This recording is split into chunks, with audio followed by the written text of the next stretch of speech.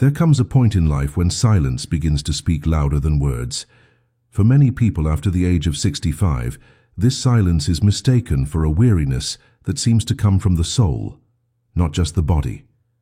It's not just back pain, restless nights, or a routine without major changes. It's something deeper, more intimate, that seems to whisper that something is missing. You feel like you've lived enough, contributed what you could, and yet there's a constant feeling of weight, as if carrying your own days has stopped making sense. It's a feeling difficult to explain, but deeply real to those who experience it. What if this feeling isn't just a sign of exhaustion, but a message, a silent attempt by your soul to draw your attention to something that has been ignored for too long? Perhaps this is the most important moment of your life, and few perceive it clearly enough to react consciously. Many people, when feeling this way, believe they are failing.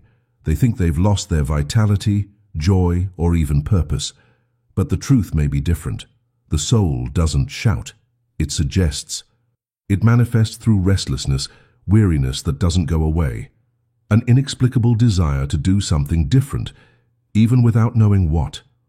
When you feel tired of life, perhaps your soul is trying to tell you it's time to adjust course, to pay attention to what has been forgotten for so long. If this resonates with you, stick around. And if this message touches something true within you, take a moment to like this video and subscribe to the channel. It's a simple way to receive content that speaks directly to this stage of life, with respect, depth, and clarity. Because the journey after 65 can be not the end, but the beginning of something much more aligned with who you really are. What few people talk about is that, as the years go by, we accumulate not only experiences, but also frustrated expectations, postponed dreams, roles we assumed unwillingly. For decades, perhaps you've lived for others, doing what was necessary, not what was true. You cared for your children, worked tirelessly, met the demands of others, built a solid life. But now, with the house quieter and time slower, the question arises that perhaps you've never formulated with courage: who am I beyond all of this? That's when the soul begins to stir. It wants space. It wants to be heard. And when we don't listen, it gets tired. The weariness of the soul is a sign that it's time to stop living on autopilot and start listening carefully.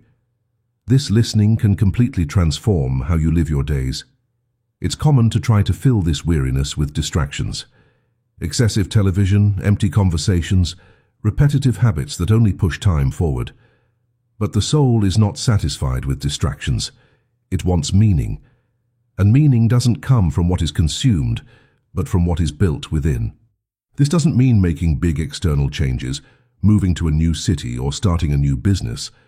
Sometimes it just means allowing yourself to look inward with sincerity, accept that you're tired, and recognize that this weariness has an origin. When you start doing this, even if with fear, something moves. A lightness begins to emerge. It's not magic nor immediate, but it's real. It's as if you're taking the first step towards a more authentic life. And that at 65, 70, or 80 years old can be the key to recovering a type of energy that doesn't come from the body, but from the spirit. This inner movement requires courage, because when we listen to the soul, we may perceive things we've avoided for decades. Old resentments, choices made out of convenience, moments when we said yes when we wanted to say no. But this dive doesn't have to be painful. It can be liberating. The soul doesn't want punishment. It wants reconciliation.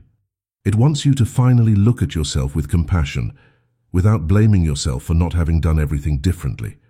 The past cannot be changed, but the way you relate to it can.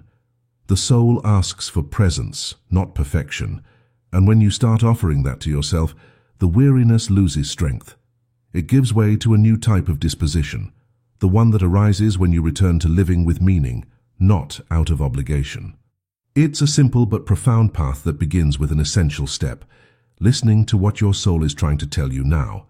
Little by little, this process reveals that you still have much to live, but in a different way, no longer chasing recognition or trying to please everyone. Now the call is to live with more authenticity, more calm, more connection with what really matters. Perhaps it's a desire to write, to teach something, to tell your story, to reconnect with someone.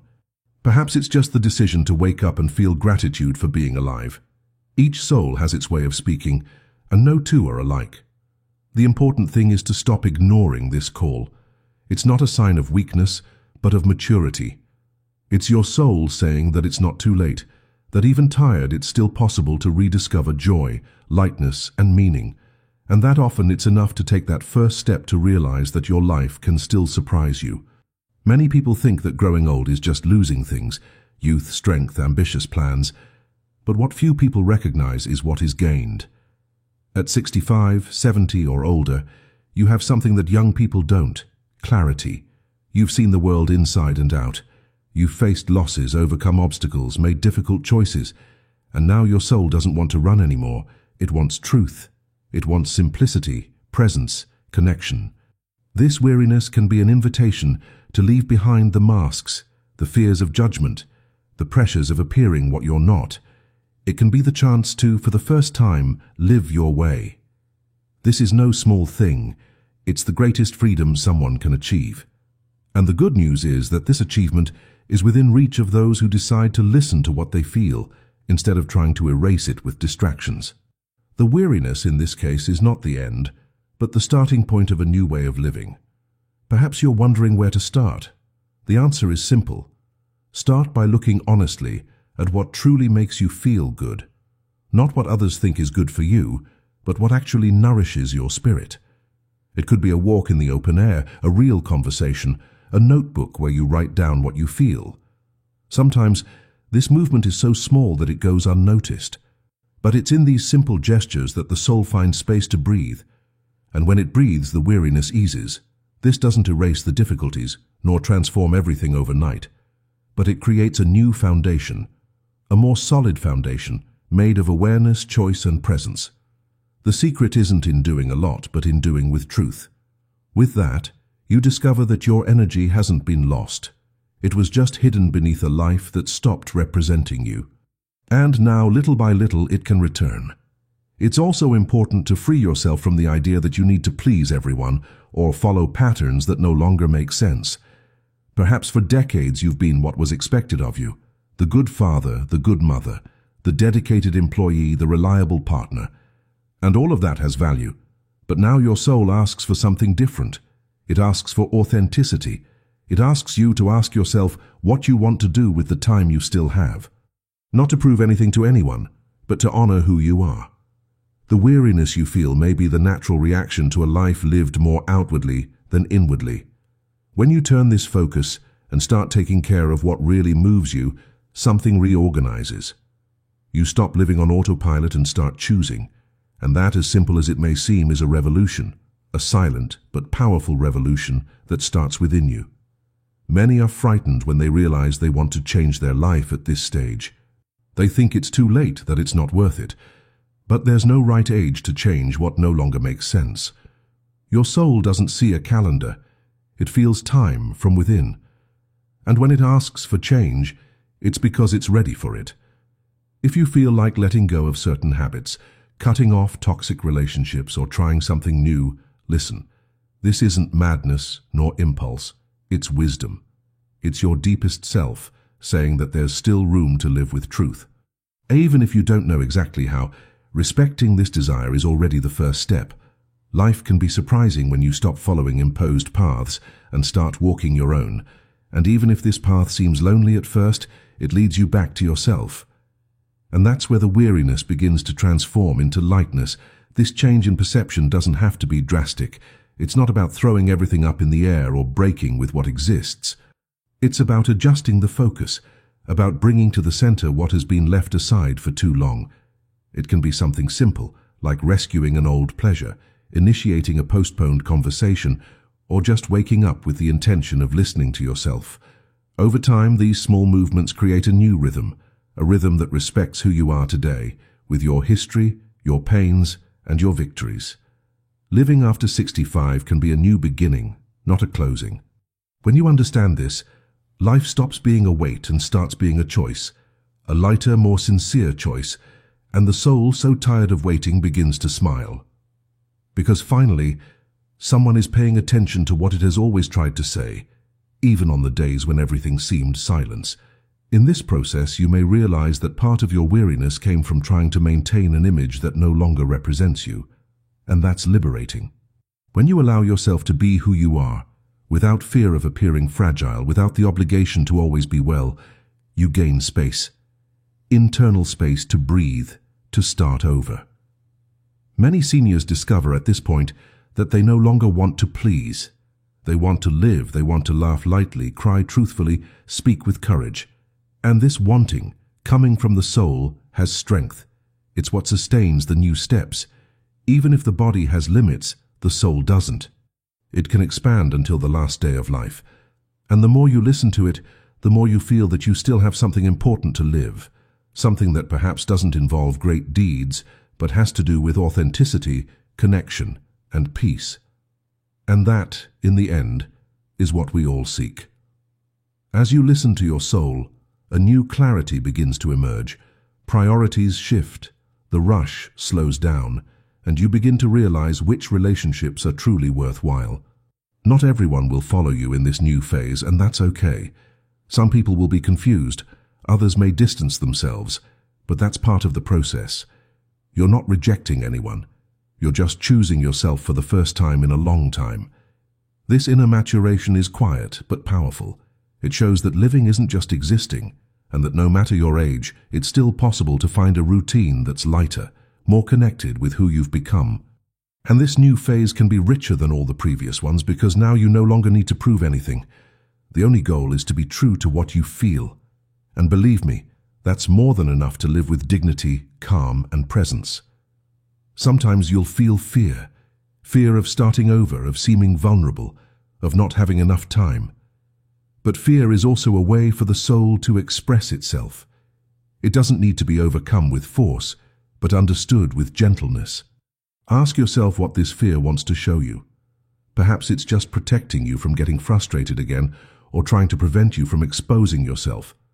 But living is this, accepting that there are risks, even when you're over 65. The important thing is not to let fear define your choices. It can walk alongside you, but it shouldn't hold your hand. Each step you take despite the fear is an affirmation that your life still matters, still pulsates, still has room for discoveries. Don't wait for the fear to disappear to act. Start even with it nearby, and over time, it will become quieter, less dominant, until it transforms into respect for your courage. And with this courage, you begin to regain confidence in yourself. During life, many of us hand over our worth to others, family, work, society. Now it's time to bring that worth back inside. Not for what you do, but for who you are. This confidence is born when you honor your journey, accept your failures, recognize your silent victories. It doesn't matter if the world saw them or not.